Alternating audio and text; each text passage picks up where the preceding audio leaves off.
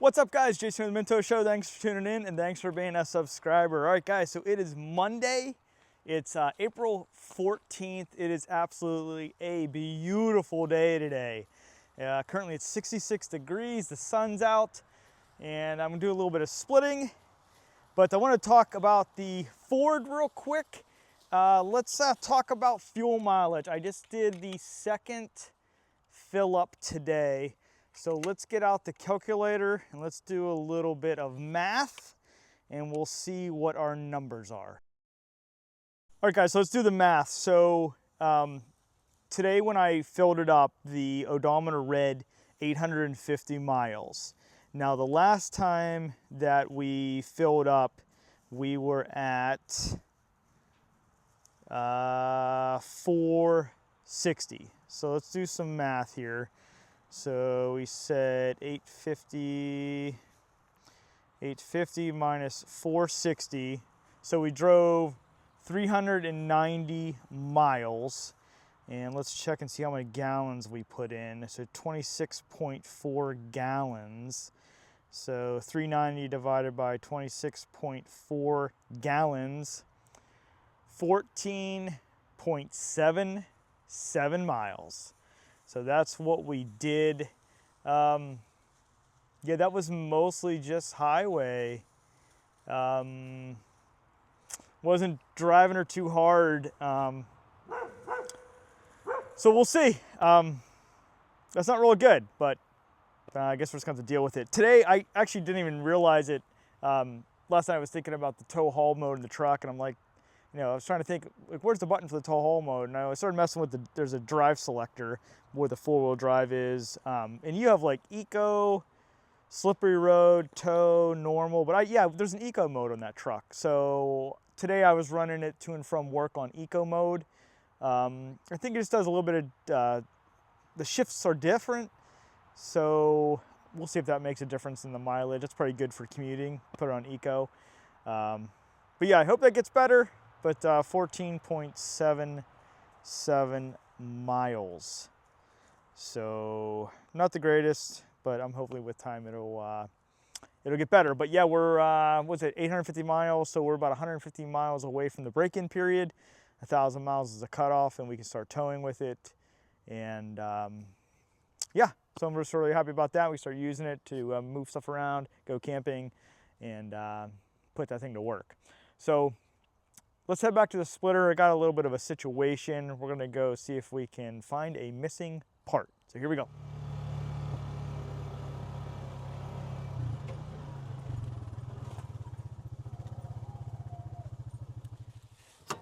I lost a piece off the wood for Wolferidge the other day.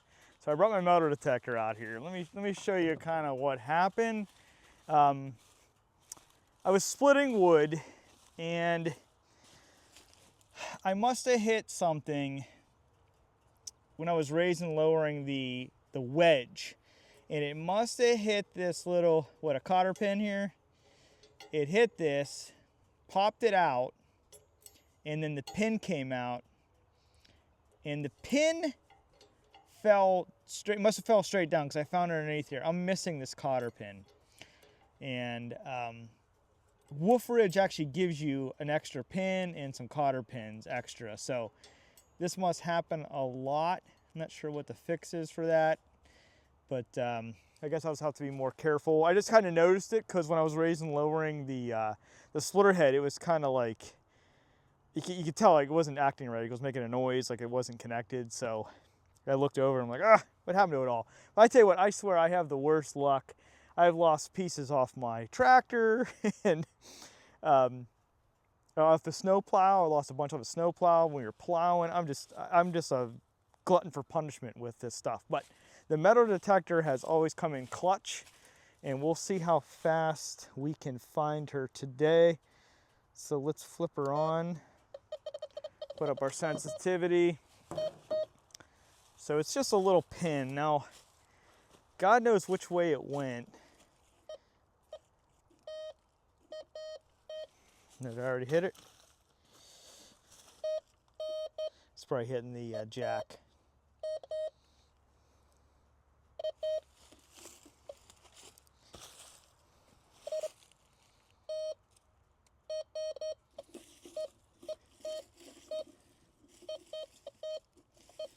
Not sure if it's hitting the jack here.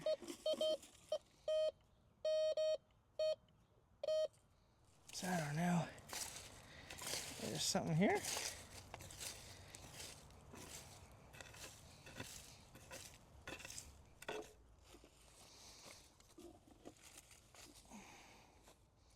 All right, guys, I'm still looking, not having any luck. It's hitting on stuff, but I just don't see anything. I'm not sure if you guys are like me, but I just get so frustrated when I lose something. Get so frustrated. All right, guys, I'm gonna call it. I don't know where it went. Frustrates me, but I got an extra one. Got a couple extra. So, all right, let's split some wood. All right, guys, we're sitting at 16.4 hours. So that's where we're at with it. All right, a little bit of throttle, a little bit of choke. Need a key. Key. Here we go, fire in the hole, everybody. All right, this one's for Jamie. My buddy Jamie is watching. I know he gets mad when I don't load the arm up with wood. So here you go, Jamie. I got like 4 pieces on here for you. So I hope you're proud of me.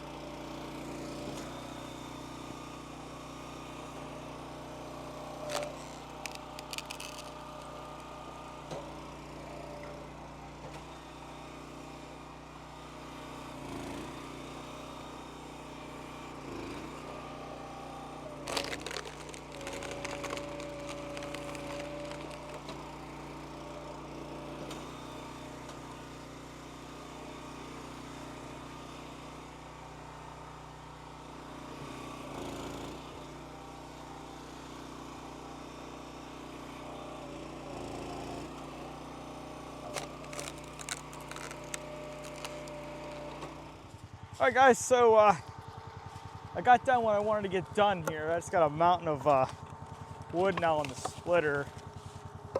So let's see if I can pull some of it off. I just don't like all that weight on it, on that, you know, the extension I have on there. I don't know if that's good or bad, but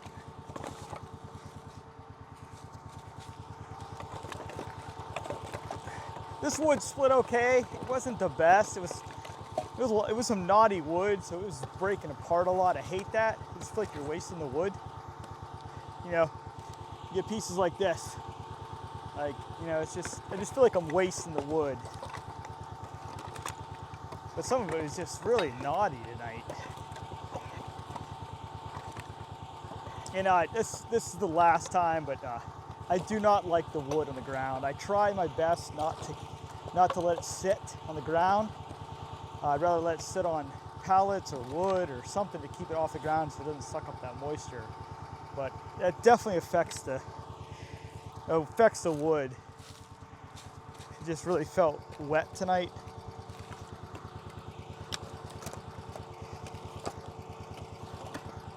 I'm just letting the motor cool down right now.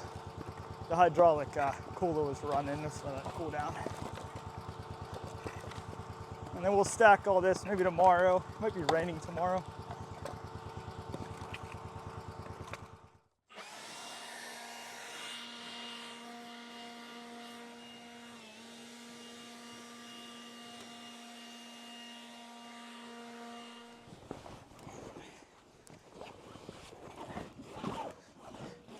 All right, guys, getting all covered up. I think tomorrow we might get some rain. Can't remember if it was tomorrow or Wednesday, but we'll prepare it. But if you guys saw the other video, we were talking about you know, leveling up the RV, and I had a really nice subscriber out of Canada said that they have the same RV, and they have one of those way safe hitches. Which shows the weight when you hitch up, and they said theirs was reading 850 pounds, which, you know, makes sense. I'm thinking at the RV manufacturer, they're weighing that tongue weight with empty propane tanks, probably not even on there. And I looked up, like a full propane tank, 20-pound full, is 37 pounds. So you got two of them, right? So, you know, that adds, you know, you're into 700, over 700 pounds. And then I guess, you know, whatever you're adding in the front storage.